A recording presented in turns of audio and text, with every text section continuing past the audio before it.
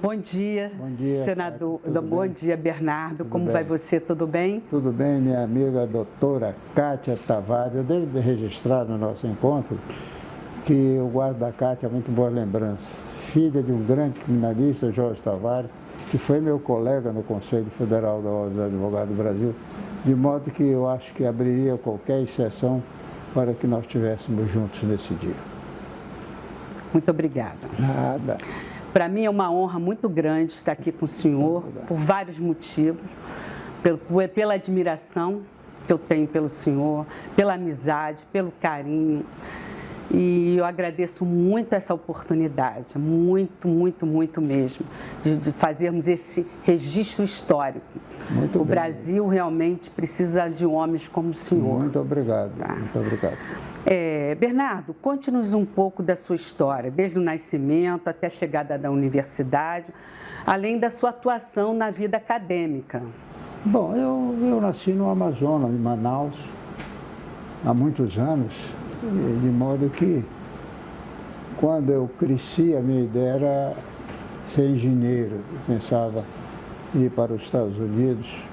Acontece que eu tinha um irmão 10 anos mais velho do que eu. Quando eu tinha 17 anos, 27, ele foi brutalmente assassinado. Como eram nós dois, a minha mãe pediu que eu não fosse mais. E eu tive uma ideia. O cidadão que matou o meu irmão era um policial, numa festinha, e a ideia foi de cursar o direito, porque ele vinha sendo muito protegido e eu cursei direito. Quando eu era solicitador, tive uma carta solicitador. Naquela altura você poderia ser assistente do Ministério Público ou assistente de um advogado, não podia assinar a petição inicial. E eu participei como auxiliar do Ministério Público. O assassino levou, no primeiro tempo de julgamento, 13 anos de condenação. No segundo, 20, depois protestou no novo júri. E aí eu já estava finalizando meu curso, quando houve o terceiro julgamento, ele foi condenado a 21 anos. De modo que depois eu fiz até concurso para o Ministério Público, tirei o segundo lugar entre muitos candidatos, mas eu resolvi ser advogado. Eu não quis seguir a carreira do Ministério Público, apesar de concursado, por uma razão muito simples. Eu acho que o advogado é uma espécie de conceito que eu tenho, ele é o cirurgião plástico do fato. Ele consegue que um colega de um lado e ele de outro, se ele é autor, se ele é defensor do réu, ou enfim, do seu constituinte, cada um apresenta a sua versão. E aí ele faz o lado plástico do fato. Ele vai enxugando o que deve ser, sobretudo na sua área criminal, e o juiz acaba tendo de um lado e de outro grandes elementos, porque sem a advocacia não há direito, não há justiça, e julga, de modo que eu me senti bem sempre sendo advogado. Eu acho que eu não teria outra profissão senão advogado. Todos os cargos públicos que eu desempenhei, não foram poucos, se não foram pequenos, eu sempre digo que o que mais me honrou, o que mais me deu alegria, foi ter sido presidente do Conselho Federal da Ordem dos Advogados do Brasil. Sabe por quê, Kátia? Você milita nesta área, você é uma grande figura do Instituto dos Advogados Brasileiros. Na nossa profissão, para você atingir o Conselho Federal, você já precisa ter 10 anos de formado e você é escolhido pela sua classe. Como político, você é escolhido por várias classes. Então, eu considero que ser advogado é realmente uma questão, sobretudo, de alma, de carinho, de sensibilidade. Doutor Bernardo, nos conte um pouco da sua história, né, no regime militar, né? Eu poderia resumir as suas lutas contra o arbítrio do então governo ditatorial à época? Bom, eu tinha 35 anos, e fazer 36, quando eu fui cassado pelo ato institucional número 5. Nós éramos da oposição, Mário Covas era o nosso líder, depois foi governador de São Paulo, e eu era um dos primeiros vice-líderes. E fui evidentemente, como tinha que ser, eu era advogado, o Mário era engenheiro, e ele me designou para defender o Márcio Moreira Alves, que era o advogado, estava sendo processado pelo regime militar. E eu citei, claro, que era uma espécie de absoluta defesa do nosso patrocinado, do nosso colega, que na sua opinião, no seu voto, ele era absolutamente inviolável. Isso fazia parte do Poder Legislativo, era uma garantia do Legislativo, era uma prerrogativa. É evidente que hoje esse instituto começou sendo reformado, mas naquela altura, e com isto nós conseguimos absolvê-lo, e o governo militar não teve nenhuma dúvida. No dia seguinte, baixou um ato institucional número 5, que foi o mais terrível, que houve perseguição. Muitos fomos caçados, punidos, outros foram banidos. Eu fui na lista dos caçados, enfim. E como me encontrava no Rio de Janeiro, aqui na minha segunda cidade, eu nasci em Manaus, como já lhe disse, o Estatuto do Caçado, que era do governo militar, proibia que você saísse do local onde você se encontrava quando foi caçado. E eu estava aqui e o caçado, como eu, não podíamos ter carteira de identidade, não podíamos ter passaporte, não podíamos ter conta no Banco do Brasil, conta nos bancos oficiais, Caixa Econômica, e eu não podia sequer tirar o alvará de licença para ser advogado. Tive que advogar num canto lá de uma mesa com um colega meu, escritor, grande advogado pernambucano, chamado Haroldo de Mello, já falecido. Pouco tempo depois, eu representei o meu estado no Conselho Federal e daí eu me elegi secretário-geral do Conselho Federal quando houve a bomba no Rio Centro. Era presidente da Ordem Eduardo Seabra Fagundes, que se portou com muita dignidade, com muita independência, própria de como o advogado tem que ser. E logo depois eu fui eleito presidente do Conselho Federal e já com a experiência que eu tinha tido da bomba do Rio Centro, arrebentou nas minhas mãos, desculpa, a bomba da dona Lídia, que matou a nossa secretária, arrebentou nas minhas mãos uma bomba no Rio Centro, onde havia um show. E com isso foi terrível, foi muita perseguição, eu era divertido, várias horas da noite, minha mulher, coitada, recebia telefone naquela altura, não havia identificação, que eu ia ser assassinado, um tal de Comando Delta, que iam matar uma neta. Enfim, foi muito difícil, muito, mas quando você tem fé nas suas convicções pessoais, eu acabei vencendo e devo isso muito à Ordem dos Advogados do Brasil, que foi quem me acolheu, e ao Instituto dos Advogados, de quem eu entrei em 72, daqui a pouco estou sendo talvez um dos mais antigos lá. De modo que essa foi a minha vida de advogado, não foi fácil, foi difícil. Nela, no meio do caminho, encontrei muitos queridos amigos que eu guardo. Eu não vou citar todos, mas cito o seu pai, Jorge Tavares, que foi meu colega quando eu era presidente da Ordem, votou em mim para presidente do Conselho, de modo que essas coisas têm muita correlação agora com os filhos. Doutor Bernardo, eu gostaria também que o senhor contasse um pouco da sua história com o Instituto dos Advogados Brasileiros. O senhor lá é sócio benemérito, e então tem uma importância muito grande lá para todos nós. O senhor é uma inspiração para lá, para a Casa de Montezuma. Eu gostaria que o senhor falasse um pouco do seu papel lá no Instituto dos Advogados Brasileiros. No Instituto, eu fui orador oficial do Instituto. E em 85, era presidente da República o Sarney, e eu fui escolhido pela presidência do Instituto dos Advogados, era o professor Sérgio Ferraz com a sua diretoria, como benemérito do Instituto. Por ter feito algumas coisas que não convém aqui estar relatando. E o presidente da República e o governador do Amazonas, que era o Gilberto Messinho, estiveram presentes a essa solenidade. Foi uma solenidade muito bonita, ambos discursaram. E até hoje eu tenho parte da minha vida no Instituto dos Advogados. Não posso frequentar como eu devia, você sabe, o Instituto tem conhecimento que recentemente eu fui submetido a uma cirurgia muito delicada, tive que colocar várias pontes safena, tive que colocar uma mamária, tive que colocar uma válvula nova no coração. Mas, de qualquer sorte, eu quero lhe dizer, Kátia, quero dizer que você, que é professora de Direito, de que ser advogado e ser membro do Instituto, aquilo é uma escola altamente qualificada.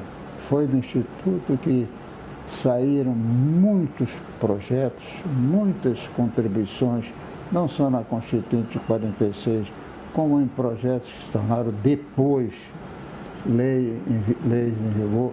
E de modo que a minha vida no Instituto, eu tenho por ele uma grande alegria de poder integrar e lamento profundamente que não tenha condições de lhe dizer o que eu poderia fazer. Mas você sabe que eu fui relator geral da Assembleia Nacional Constituinte, depois dos 10 anos de cassação, eu não fui anistiado. Eu paguei toda a minha pena.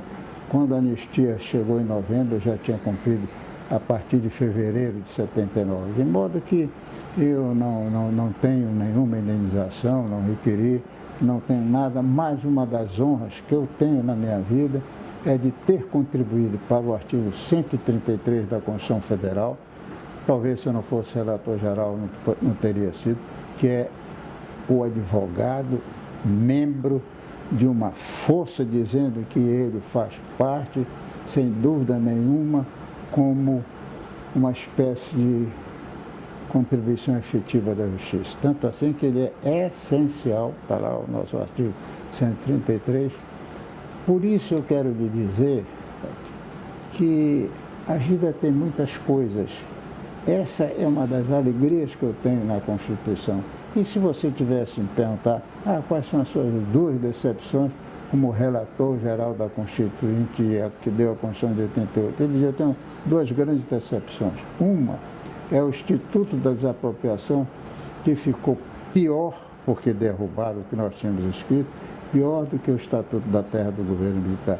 E outro, nós tínhamos aprovado o sistema parlamentarista de governo na Comissão de Sistematização. Quando foi para o plenário, eu não sei a troco de quê, uns dizem que foi dando se recebe, trocaram, não sei, enfim, isso é um assunto que não vem à nossa tona para discutir, mas derrubaram e na hora está ainda presente o doutor Zé Fogaça, que foi senador, era meu relator adjunto, e mais dois, já faleceram, o Conde Reis e o Adolfo Oliveira.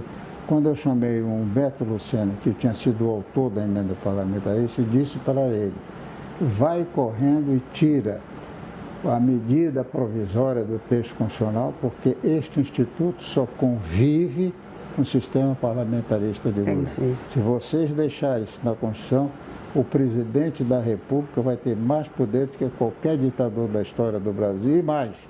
Vai ser o substituto ilegal e ilegítimo do Poder Legislativo. De modo que são essas coisas que a gente vai passando pela vida, você pergunta, e a vida, eu digo sempre, a vida todo mundo vive, saber viver que é difícil. Saber viver sem fazer concessões, sem você abrir mão dos seus conceitos, sem que você não tenha medo em nenhum instante como advogado. Eu quero lhe dizer que nós colocamos na Constituição a figura do advogado, que 3 advogados foram presos. Heleno Fragoso, Sequim do Rego e o seu pai, Eduardo Tavares, por causa de serem patronos de constituintes seus, clientes seus que tinham um credo político e não era o mesmo credo dele. Mas o advogado, que você tem um exemplo no nosso saudoso Sobral Pinto, que era católico praticante e defendeu um comunista que foi o Luiz Carlos Prestes. Essa é a advocacia, de modo que eu guardo para dizer o que eu quero lhe dizer, belas lembranças do Instituto dos Advogados e outras inesquecíveis da Ordem dos Advogados do Brasil, que ainda recentemente me prestou uma grande homenagem que eu não sei como em vida poderia agradecer. Imagina. Doutor Bernardo, eu sempre penso que nós temos várias vidas numa só, mas o senhor realmente é surpreendente. Obrigado. O senhor foi, lógico, advogado, foi professor de direito, o senhor foi tudo, foi presidente do Conselho Federal da OAB, foi relator da Constituinte, é nosso sócio benemérito lá no Instituto dos Advogados Brasileiros. E aí eu fico aqui pensando, eu gostaria até de fazer essa pergunta, que acho que já me encaminhando para o final, né? Que nós vivemos hoje um processo de criminalização da advocacia, né?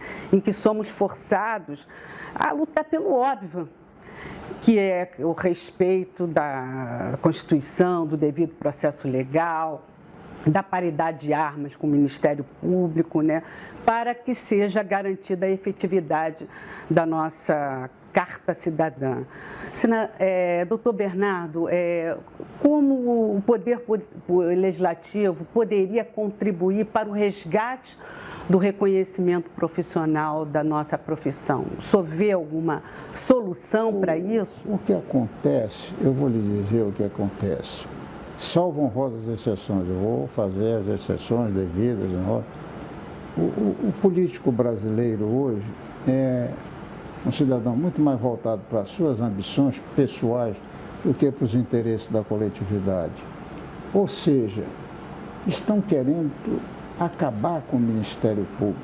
No instante em que nós colocamos como instituição que é também capaz de fazer a defesa dos direitos difusos, que hoje nas comissões parlamentares de inquérito tem contribuído muito, porque é através da figura que se deu ao Ministério Público, como o advogado. No dia que tirarem do advogado, no dia que não for mais possível você ter a justiça funcionando com a advocacia, advogados presos, é porque nós estamos numa ditadura.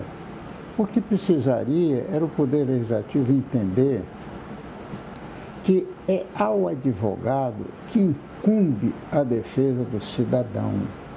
É ele que muitas vezes, em troca da sua própria vida, ele é capaz de penetrar nessa alma inexplorada do cidadão, do homem. E o ser humano, sobretudo o criminoso, ele confessa mais ao advogado do que um padre no confessionário. Perfeito. Porque ele sabe que as pessoas dizem sempre, uma coisa que dignifica a vida é a liberdade. É verdade, a liberdade dignifica a vida. Mas só quem consegue a liberdade profissionalmente é o advogado. Você vê quantas vezes a história vem de longe, o habeas corpus, quantas vezes vem estado de sítio, quantas vezes tem ditadura. A primeira coisa que faz é acabar com o Instituto do habeas corpus. O habeas corpus. E você veja como é que se pode pensar hoje. Infelizmente eu tenho que reconhecer isso. É claro que a advocacia hoje está com alguns membros que padecem de vícios de origem. Nem todos hoje vêm egressos de faculdades corretíssimas. Tem algumas que são rotuladas até de balcões de comércio, eu não quero aqui, eu não sei quais são, mas a gente ouve falar que há pessoas que estão saindo das faculdades de Direito postulando mal e redigindo pior. E você veja, antigamente você tinha uma quantidade enorme de advogados que eram parlamentares. Hoje, muitos precisam dos advogados, são obrigados a ter assessores para redigir seus projetos de lei. De modo que o que o Poder Legislativo poderia fazer era pensar mais na figura do advogado como ser humano, na figura do advogado que é um profissional, naquela figura que eu dizia ainda há pouco, que é, sem dúvida nenhuma, o cirurgião plástico do fato.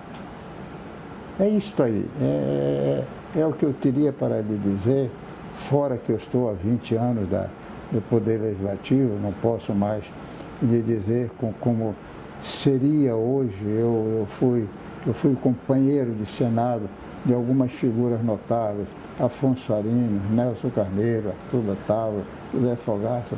Eu teria que citar uma porção deles. E que realmente, eu não diria que o nível é muito ruim, mas você não compara essas pessoas. É verdade. Essas pessoas você separa.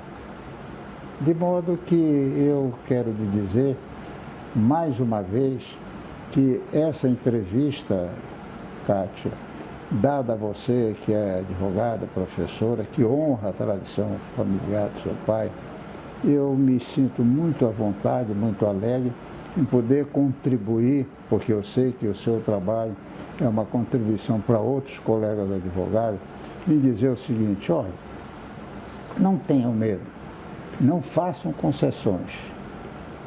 O advogado que pretende ser correto, ele não tem medo de uma coisa que chama omissão. E eu defendo a omissão como subproduto do nada e do não. Sejam fiéis ao nosso juramento. Eu sempre penso assim, a advocacia, a gente tem que pecar pela ação, não pela omissão. Muito bem. Então, exatamente, eu concordo com o senhor. Mas eu queria só finalizar, se o senhor puder me responder, que a atual Constituição sofreu várias alterações e emendas, né? Como o senhor enxerga essa questão em relação à Constituição originária? Bom, eu enxergo com alguma, eu não diria infelicidade, certo, mas com alguma preocupação, porque salvo há emendas que são necessárias, claro, há outras que realmente complementam, mas há muitas que são feitas, elaboradas, ao sabor de meros interesses circunstanciais. E esses interesses, eu não sei se eu podia redigi-lo como algumas coisas que você os torna indefiníveis. Qual o propósito? Mas o que posso lhe dizer é o seguinte: esta nossa Constituição de 88 é a melhor do mundo, claro, em direitos humanos. Não há outra igual. Perfeito. De modo que, se houvesse o seu aperfeiçoamento, isso sim, se fosse feita a legislação ordinária, porque ainda existe alguma coisa lá que é, infelizmente, de matéria infraconstitucional, mas é preciso que você entenda que essa Constituição foi elaborada pelo êxodo que nós tivemos. Muitos companheiros foram para fora, outros foram expulsos, outros foram condenados, outros foram mortos, mas os que sobreviveram, os banidos, o nosso reencontro se deu na Assembleia Constituinte. Claro. E doutora Kátia, foi aí que cada um tentou colocar aquilo que parecia razoável, porque sabe que uma emenda constitucional é mais difícil de ser aprovada do que um artigo, um projeto de lei. Projeto de lei posterior revoga o anterior, mas uma emenda constitucional depende de vários quintos, de vários votos, de duas votações numa casa e na outra. Não é tão fácil. Então, deveria se aprimorar o que ela tem de bom. Perfeito. E, contudo, só com uma frase: respeitá-la. Respeitá-la, exatamente. O senhor estava falando agora sobre a Constituição e me lembrou o artigo 5º, que eu acho que o senhor estava falando que é uma das constituições que mais protege os direitos humanos no mundo. E o artigo 5º, para mim, é realmente... todos os dias eu leio aquele artigo 5º, que eu acho que é uma perfeição, o artigo 5º da nossa Constituição Federal, né? E eu tenho realmente uma admiração muito grande pelo senhor, pelo trabalho que foi feito na Constituinte, entendeu? Nós, todos brasileiros, temos que nos orgulhar muito, muito, muito. E a nossa Constituição completou agora esse ano, está completando 33 anos. 33 anos. É uma história muito bonita, muito bonita. E é por isso que eu fiz questão de estar aqui hoje com o senhor, para lhe dar. Na verdade, essa entrevista é um abraço no seu coração. Obrigado. Entendeu? E e também poder aqui dizer ao senhor do nosso respeito, nosso agradecimento, imenso agradecimento que nós temos pelo senhor. Muito obrigado. O senhor é uma pessoa não só querida por mim, por todos os advogados, por tudo que o senhor representou na vida e representa, né? Mas nós temos uma dívida com o senhor, que foi realmente o seu trabalho na Constituinte. Eu queria deixar registrado essa profunda admiração que eu tenho pelo senhor, profunda admiração. Vai acompanhar a minha vida toda essa admiração que eu tenho pelo senhor. Eu sei que o meu pai me passou muito esse sentimento, mas eu também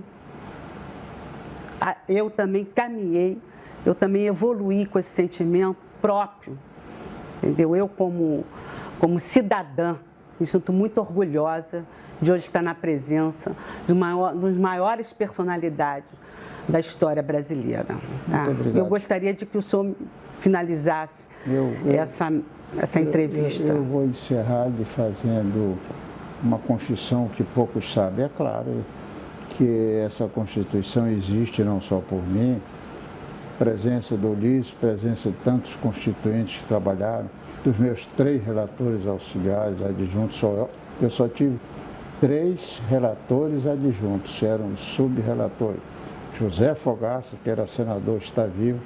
O professor Conde Reis, foi governador de Santa Catarina, foi brilhante, foi o relator de muitos projetos. Meu companheiro, e Adolfo Oliveira, que foi meu companheiro a vida inteira, saudoso Adolfo, que apesar de médico, era um brilhante constitucionalista. E mais, eu quero lhe confessar que esse trabalho foram 19 meses e consecutivos. Eu dormia apenas 4 horas por noite. Eu me lembro várias vezes, amanhecemos, porque ele era o mais novo, o Zé Fogaça. Ele e eu, o Adolfo e o Conde eram mais velhos que nós os dois. Nós amanhecemos, eu como relator geral, às vezes no Bom Dia de várias emissoras, depois de ter passado a noite no Prodazem, e o meu companheiro era o Zé Fogaça. De modo que eu examinei esta mão aqui, mais de 60 mil emendas, uma a uma. Se não fosse o Prodazem, que era o elemento que fiscalizava os dados, esta Constituição talvez não existisse como existiu, porque nós a pegamos com 2.000 e tantos, quando saíram das comissões temáticas, 2.000 e tantos artigos, para reduzi-la a 245, você veja a inimizade que eu arranjei. Mas eu estou com a consciência tranquila, porque acabo de ouvir uma pessoa que, com toda sinceridade, está dizendo de mim que não tenho nenhum cargo público, não tenho nada que eu possa oferecer, senão o reconhecimento do meu trabalho. Muito obrigado. Não poderia encerrar de outra forma para lhe dizer o seguinte, que eu estou muito honrado com essa entrevista. Só isso.